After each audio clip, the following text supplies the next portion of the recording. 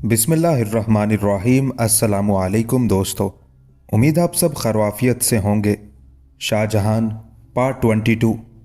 अगरचे महाबत खान जैसा लायक सिपह सालार भी नूरजहां की ज्यादतियों का शिकार रह चुका था, लेकिन शाहजहां की बगावत को कुचलने के लिए नूरजहां ने सियासत से काम लिया और महाबत खान को भी अपना हमनवा बना लिया।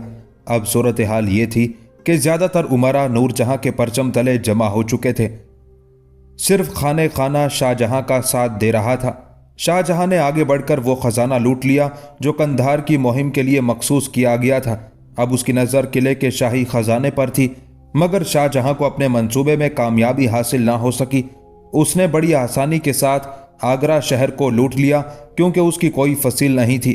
उसके बाद शाहजहां शाही फौजों से मुकाबला करने के लिए शुमाल की तरफ रवाना हुआ। यहाँ अब्दुल्ला खान और शाहजहां के दरमियान घमसान का रन पड़ा। किस्मत अभी तक शाहजहां का साथ दे रही थी। उसने अब्दुल्ला खान को शिकस्त फाश दी। शाहजहां का ख्याल था कि वो बहुत जल्द मजीद कामयाबियां हासिल कर लेगा, मगर अब उसकी गर्दिश का ज़माना करीब आ चुका था। मार्च 1623 ईस्वी में शाहजहां को बलोचपुर के मकाम पर शिकस्त हुई। उस मार्के में शिकस्त के साथ साथ शाहजहां को अपने लायक तरीन सिपह सालार राजा बिक्रमाजीत से भी हाथ धोना पड़ा। राजा बिक्रमाजीत वही जांबाज था जिसने कांगड़ा जैसे नाकाबिले तस्खीर इलाके पर मुगल फौज का परचम लहराया था। शाही फौजों ने राजा बिक्रमाजीत का सर काटकर जहांगीर की खिदमत में भेज दिया। उस शिकस्त के बाद शाहजहां की मंसूबाबंदियों का शिराजा बिखर गया और उसे पसपा होकर मांडू की तरफ जाना पड़ा। इस दौरान शाहजहां का दूसरा भाई शहजादा परवेज भी मांडू पहुंच गया। उसका भतीजा दावर बख्श अहमदाबाद की तरफ बढ़ा जो गुजरात का दारुल हुकूमत था। उस सूरत हाल के पेश नज़र जहांगीर ने अजमेर का इरादा किया ताकि वहां से बराह रास्त जंग की निगरानी कर सके। शदीद बारिशों के सबब जंग में बहुत दुश्वारियां पेश आ रही थी। उस मौके पर शाहजहां ने मरहट्टा सवारों के दस्ते को बरूए कार लाने की कोशिश की, क्योंकि महाबत खान ने उसका राब्ता ही ख़त्म कर दिया था। बदकिस्मती से कालिया दिहा के करीब शाहजहां के कुछ और आला फौजी अफसर उसका साथ छोड़ गए। ये एक बड़ा बहरान था। मजबूरन शाहजहां को दरियाए नर्मदा के पार जनूब की तरफ पलटना पड़ा। इस दौरान शाहजहां ने मलिक अंबर हबशी से मदद चाही, मगर उसने साफ इनकार कर दिया। उस वक्त दरिया में ज़बरदस्त तुगयानी आई हुई थी। शाहजहां के लिए इसके सिवा कोई चारा ना था कि वो आगे ही बढ़ता चला जाए। रास्ते में ठहरना या पीछे हटना अपने आप को हलाकत में डालने के मुतरादिफ था। मजबूरन शाहजहां को खौफनाक सैलाब की हालत में दरिया अबूर करके गोलकोंडा में पनाह लेना पड़ी। यहां भी किस्मत ने शाहजहां का साथ नहीं दिया। गोलकोंडा के हाकिम ने शाहजहां को मदद देने से इनकार कर दिया और बड़े तल्ख अल्फाज में कहा, शहजादे, मैं गोलकोंडा की हदूद में एक लम्हे के लिए भी आपकी मौजूदगी बर्दाश्त नहीं करता। आप यहां से बिला ताखिर चले जाइए। शाहजहां इंतहाई मायूसी के आलम में तेलंगाना की तरफ बढ़ा। फिर वो तेलंगाना से होता हुआ उड़ीसा पहुंचा। उड़ीसा भी मुगल सूबा था। उस मौके से शाहजहां ने भरपूर फ़ायदा उठाया। उसने बिहार और बंगाल के बहुत से इलाकों पर कब्जा करने के बाद आलाबाद और ओद को अपने ज़ेर असर लाने की कोशिशें शुरू कर थीं, लेकिन उसे शाही तोपखाने की शदीद मुज़ाहमत का सामना करना पड़ा। एक बार फिर शाहजहां को चारों तरफ से मायूसियों ने घेर लिया था। उस महाज पर नाकाम होने के बाद वो रोहतास की तरफ बढ़ा। मेवाड़ का कंवर भीम सिंह शाहजहां का इत्तेहादी था। भीम सिंह ने मुगल शहजादे का साथ देते हुए पटना में दाखिल होकर आसानी के साथ बिहार पर कब्जा कर लिया। उज्जैन के राजपूतों ने शाहजहां की आनत कबूल करते हुए रोहतास का किला उसके हवाले कर दिया। दूसरी तरफ अब्दुल्ला खान ने अलाहाबाद का मुहासरा कर लिया और शाहजहां बनारस में दाखिल होकर दरियाए गंगा को अबूर कर गया। उस वक्त तक शहजादा परवेज और महाबत खान दक्कन में अमन कायम करने के बाद दोआबा तक पहुंच गए थे। शाही फौजों और बागी लश्करों के दरमियान अलाहाबाद के एक मौजा दमदमा के करीब एक बार फिर खूनरेज मार्का हुआ। 1624 ईस्वी का ये मार्का बागियों के लिए मुकम्मल शिकस्त का पैगाम लेकर आया। उस मौके पर किस्मत भी शाही अफवाज का साथ दे रही थी। जंग का पासा शाहजहां के हक में पलट चुका था, मगर इस दौरान एक जख्मी हाथी ने उसकी फौज को इंतशार में मुब्तला कर दिया।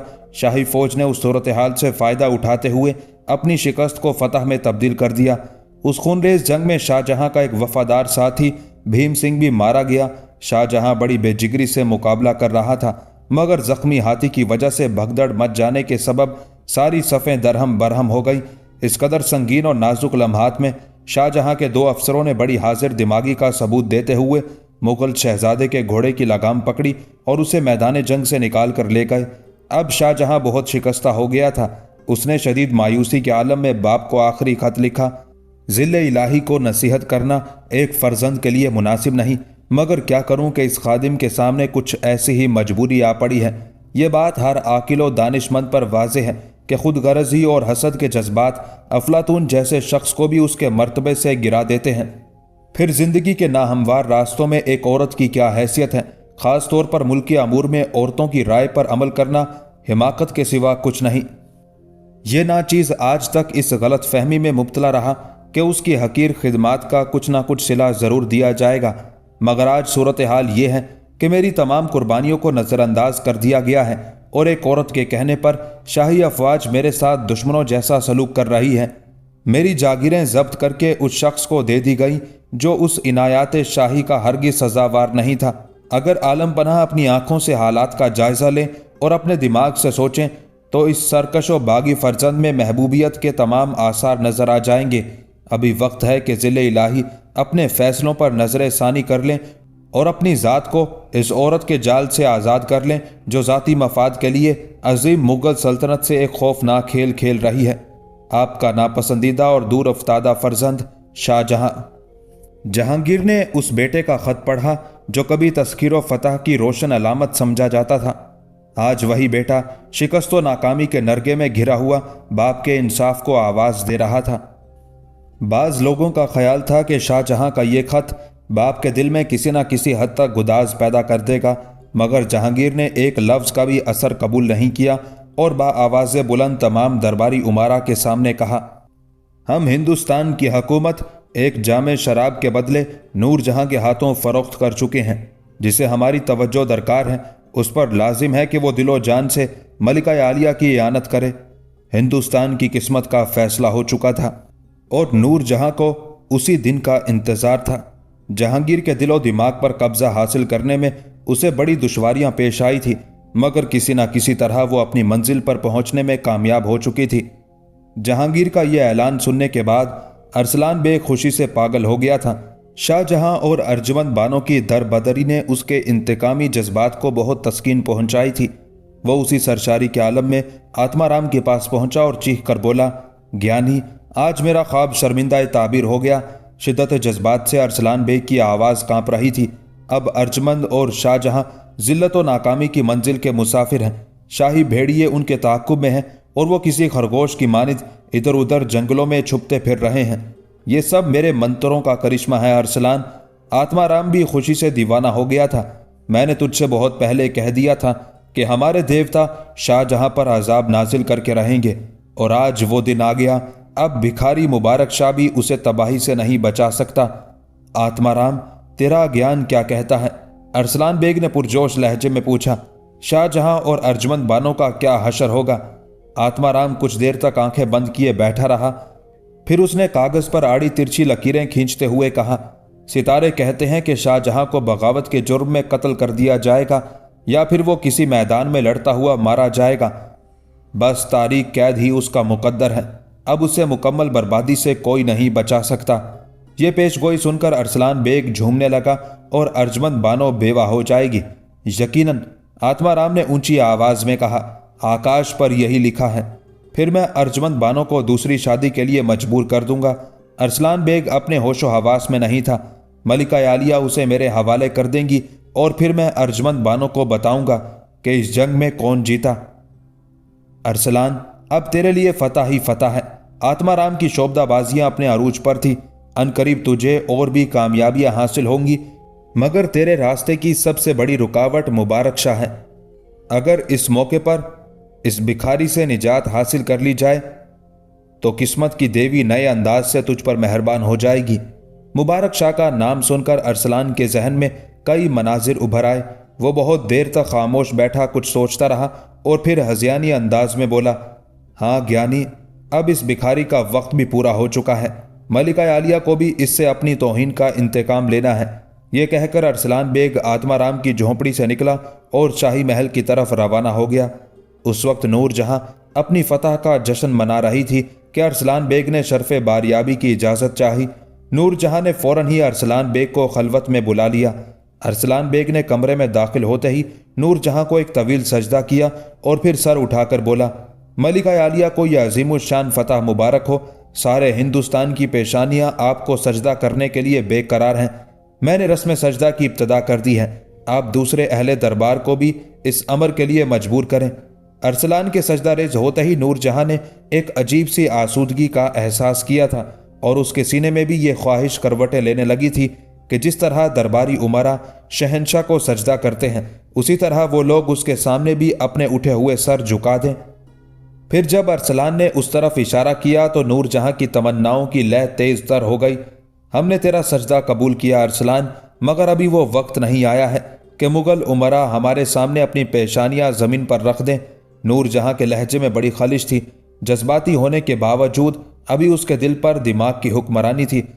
ہمارا یہ حکم مغل امراء کو مشتعل کر دے گا۔ مغل فنا ہو چکے ہیں ملکہ عالیہ، ارسلان بدترین انداز میں نور جہاں کی خوشامد کر رہا تھا۔ اب ہندوستان پر نور جہاں کی حکومت ہے۔ ملکہ عالیہ کی زبان سے ادا ہونے والا ایک ایک لفظ اس ملک کا قانون ہے۔ نہیں ارسلان، ابھی وہ وقت نہیں آیا ہے۔ بے جا تعریف اور خوشامد کے درمیان گھرے ہونے کے باوجود ابھی تک نور جہاں کا دماغ جاگ رہا تھا۔ یہ قوم سجدے کی عادی ہو چکی ہے ملکہ عالیہ، ارسلان بیگ نے چرب زبانی سے کام لیتے ہوئے کہا۔ بس یہاں ایک شخص ایسا ہے جو آپ کے حکم کی تعمیل نہیں کرے گا۔ کون؟ نور جہاں نے چونک کر کہا۔ وہی بھکاری مبارک شاہ۔ قلندر کے لیے ارسلان کا لہجہ بہت تحقیر آمیز تھا۔ میرے خیال میں یہی مناسب وقت ہے کہ آپ اس باغی سے نجات حاصل کر سکتی ہیں۔ وہ کس طرح؟ نور جہاں نے پوچھا۔ مبارک شاہ خداوند کا باغی ہے، ارسلان بیگ نے کہا۔ اسے تشدد کے ذریعے مجبور کیا جا سکتا ہے کہ وہ خداوند کو سجدہ کرے۔ اگر ایک بار اس کا سر جھک گیا تو مغل امراء بھی اپنے ماتھے زمین پر رکھ دیں گے۔ مبارک شاہ کی اس باغیانہ روش نے بہت سے لوگوں کے ذہنوں میں اندیشے پیدا کر دیے ہیں۔ اب عام درباری شہنشاہ کے آگے سر تو جھکاتے ہیں مگر ان کے چہروں پر عقیدت کا رنگ نہیں ہوتا۔ مبارک شاہ نے ایک بری رسم کی بنیاد ڈالی ہے، اگر اس رسم کو اسی نقطے پر ختم نہیں کیا گیا تو آگے چل کر اس کے برے نتائج برآمد ہوں گے۔ نور جہاں پہلے ہی مبارک شاہ سے نفرت کرتی تھی، ارسلان بیگ کی باتوں نے مزید آگ لگا دی۔ انجام کار مبارک شاہ کو گرفتار کر کے زندان میں ڈال دیا گیا۔ پھر ملکہ نور جہاں نے مبارک شاہ کے سامنے اپنا مطالبہ پیش کیا۔ ارسلان بیگ زندان میں قلندر سے گفتگو کرنے گیا تھا۔ اگر تو شہنشاہ کو ایک بار سجدہ کر لے تو قید و بند کی یہ زندگی ایک لمحے میں ختم کی جا سکتی ہے اور تیری تمام محرومیوں کو آسودگی میں تبدیل کیا جا سکتا ہے۔ نور جہاں نے بھی الفاظ بدل کر قلندر کو یہی پیشکش کی تھی جو ایک بار پہلے شہنشاہ جہانگیر کر چکا تھا۔ میں نے کبھی نا آسودگی کی زندگی بسر نہیں کی، مبارک شاہ نے انتہائی مطمئن لہجے میں ارسلان بیگ کو جواب دیتے ہوئے کہا۔ ملکہ نور جہاں کی یہ پیشکش کسی گداگر یا دنیا کے کسی کتے کے لیے ہے۔ میں نہ کوئی گداگر ہوں اور نہ دنیا کا کتا۔ قلندر کے اس جارحانہ جواب پر ارسلان بیگ چراغ پا ہو گیا۔ اب تجھے اس عذاب سے کوئی نہیں بچا سکتا۔ تو نے میری بہت دل آزاریاں کی ہیں، میں تجھ سے ایک ایک بات کا حساب طلب کروں گا۔ تو جسے عذاب کہتا ہے میں اسے اپنی زندگی کی سب سے بڑی راحت سمجھتا ہوں۔ مبارک شاہ کے ہونٹوں پر ایک عجیب سی مسکراہٹ ابھر آئی تھی۔ تو مجھ سے کس چیز کا حساب طلب کرے گا؟ یہ توفیق تو تیری ملکہ اور شہنشاہ کو بھی حاصل نہیں۔ ارسلان بیگ پیچ و تاب کھاتا ہوا چلا گیا اور پھر اس نے نور جہاں کے سامنے رنگ آمیزی کے ساتھ سارا واقعہ بیان کر دیا۔ نور جہاں اپنی یہ توہین برداشت نہ کر سکی اور اس نے یہ حکم جاری کر دیا کہ مبارک شاہ پر اس وقت تک تشدد کیا جائے جب تک وہ شہنشاہ کو سجدہ کرنے پر آمادہ نہ ہو جائے۔ قلندر کے ناتواں جسم پر پوری طاقت کے ساتھ تازیانے برسائے گئے۔ چند لمحوں کی بات تھی، مبارک شاہ کے جسم سے خون کا فوارہ جاری ہو گیا۔ وہ تکلیف کی شدت سے تڑپا تو زندان کے فرش کا ایک حصہ قلندر کے خون سے لالا رنگ ہو گیا۔ خون کی کچھ چھینٹیں دیواروں پر بھی گئی۔ ظلم کے نمائندے جبر و ستم کی نئی تاریخ لکھ رہے تھے۔ اس کے جواب میں مبارک شاہ صبر و ضبط کی داستان تحریر کر رہا تھا، ایسی داستان جس کا ایک ایک حرف قلندر کے خون میں ڈوبا ہوا تھا۔ یہاں تک کہ تازیانے برسانے والوں کے بازو شل ہو گئے مگر قلندر کو شہنشاہ کو سجدہ کرنے پر آمادہ نہ کر سکے۔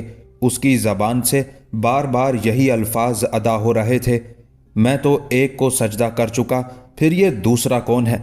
मैं उसे तस्लीम नहीं करता, मैंने सिर्फ एक की खुदाई का इकरार किया है। तुम लोग दरमियान में दूसरों को क्यों लाते हो? मैं अपनी जान से गुजर जाऊंगा मगर दूसरों के आगे सर नहीं झुकाऊंगा। ये कहते कहते कलंदर बेहोश हो जाता और जब उसे होश आता तो दोबारा ताजियाने बरसने लगते। कई माह तक ये अमल जारी रहा। मुबारक शाह का पूरा जिस्म जख्मों से भर गया था मगर उसने अपनी रविश नहीं बदली। जब भी होश में आता सिपाहियों को मुखातिब करके कहता, अपने शहंशाह और मलिका से कहो कि वो अपनी ताकत एक कमज़ोर इंसान पर ज़ाया ना करें। उन हादसात पर नज़र रखें जो उनके ताक़ुब में मुसलसल आगे बढ़ रहे हैं। अगर एक मुबारक शाह कत्ल हो गया तो खुदा के निज़ाम में कोई फ़र्क नहीं पड़ेगा, कोई दूसरा मुबारक शाह आ जाएगा। कितने मुबारक शाह कत्ल करोगे? कलंदरों का तो एक तवील सिलसिला है, एक के बाद एक आता रहेगा। मगर जहांगीर और नूरजहां दोबारा नहीं आएंगे। जुल्म की चंद काली रातें रह गई हैं जो अनकरीब गुजर जाएंगी। इससे पहले कि मौत के दराज हाथ उन दोनों के जिस्मों को छू लें, उन्हें मेरा पैगाम पहुंचा दो कि वो अपने गुनाहों से ताइब हो जाएं। अगर ये वक्त गुजर गया तो फिर तौबा की भी मोहलत नहीं मिलेगी।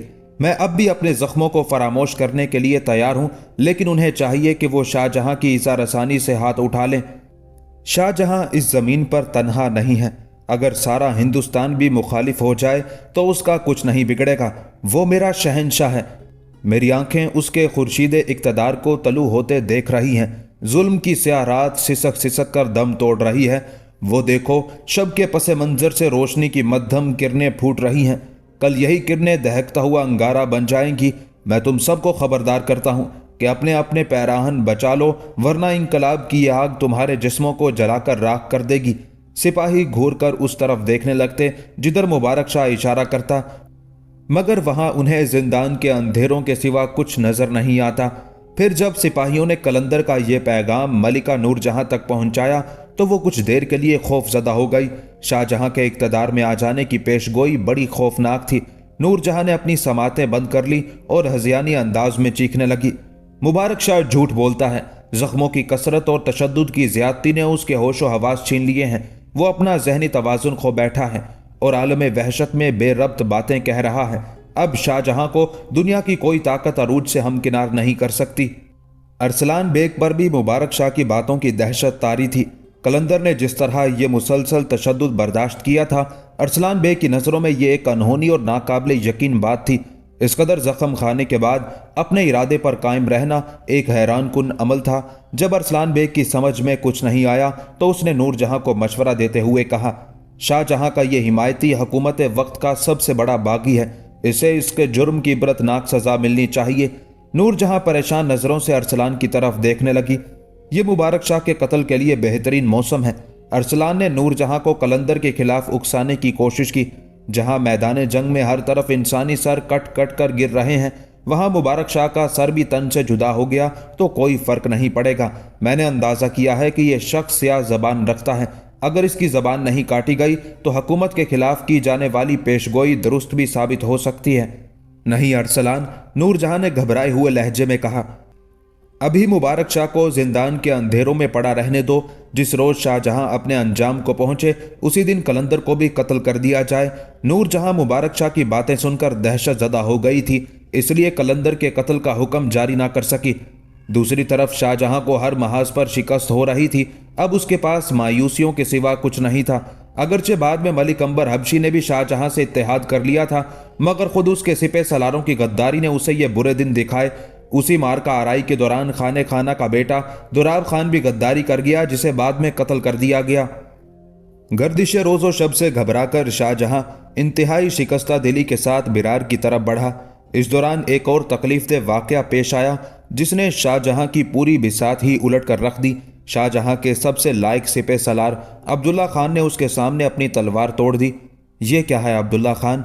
शाहजहां ने परेशान लहजे में पूछा। साहिब आलम, अब मैं बहुत थक गया हूं, अब्दुल्ला खान ने जवाब देते हुए कहा। कहीं ऐसा तो नहीं कि मुसलसल शिकस्त पसपाई ने तुमसे तुम्हारे हौसले छीन लिए हैं? शाहजहां ने सवाल किया। ऐसा ही समझ लीजिए, अब्दुल्ला खान का लहजा बुझा बुझा था। हमें अपनी समात पर यकीन नहीं आता, शाहजहां ने हैरान होकर कहा। یہ اس عبداللہ خان کا لہجہ نہیں ہو سکتا جو ہمیشہ آفات و مصائب کی تلاش میں رہا کرتا تھا، یہ تو کسی اور عبداللہ خان کی آواز ہے۔ صاحب عالم، بڑھتے ہوئے بڑھاپے نے میرے بازوؤں کی طاقت چھین لی ہے۔ عبداللہ خان نے اپنا دامن بچاتے ہوئے کہا، دست و بازو کی طاقت کے بغیر جنگ میں حصہ لینا کار عبث ہے۔ نہیں عبداللہ خان، یہ تمہارے الفاظ نہیں ہیں۔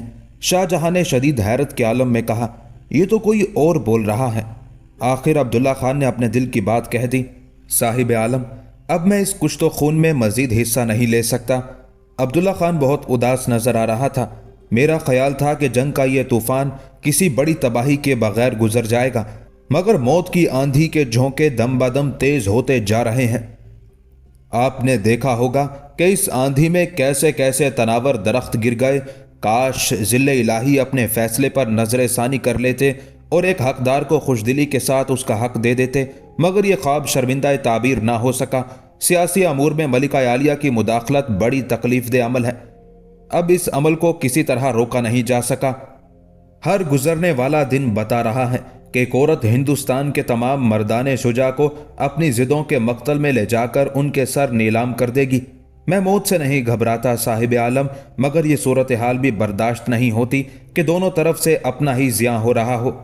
تمام تعلقات میں شگاف پڑ چکے ہیں اور ساری رشتہ داریاں دو حصوں میں تقسیم ہو چکی ہیں۔ اب مجھ سے یہ جاں گداز منظر نہیں دیکھا جاتا۔ جہاں تک میری ذات کا تعلق ہے تو میں آخری سانس تک آپ کا وفادار رہوں گا۔ میری نظر میں شہنشاہ کے بعد یہ مملکت صرف آپ کا حق ہے اور میں اسی حق کے حصول کی خاطر لڑ رہا ہوں۔ عبداللہ، تم اپنا فیصلہ واپس لے سکتے ہو، شاہ جہاں نے اپنے سپہ سالار کو سمجھاتے ہوئے کہا۔ نہیں شہزادے، اب اس بوڑھے کے بچھڑ جانے کا وقت آ گیا ہے۔ عبداللہ خان بہت اداس نظر آ رہا تھا۔ میں نے ترک دنیا کا فیصلہ کر لیا ہے۔ اب میں اس درماندہ زندگی کے باقی دن یاد الہی میں گزارنا چاہتا ہوں۔ خدا میرے گناہوں کو معاف فرمائے۔ عبداللہ خان کے اس فیصلے کے بعد شاہ جہاں آزمائشوں کے میدان میں تنہا رہ گیا۔ اب اس کے سوا کوئی چارہ نہ تھا کہ وہ باپ سے معافی مانگ لے۔ شاہ جہاں نے جہانگیر کو خط بھیجا جس میں لکھا گیا کہ وہ اپنے سابقہ طرز عمل پر نادم و شرمسار ہیں۔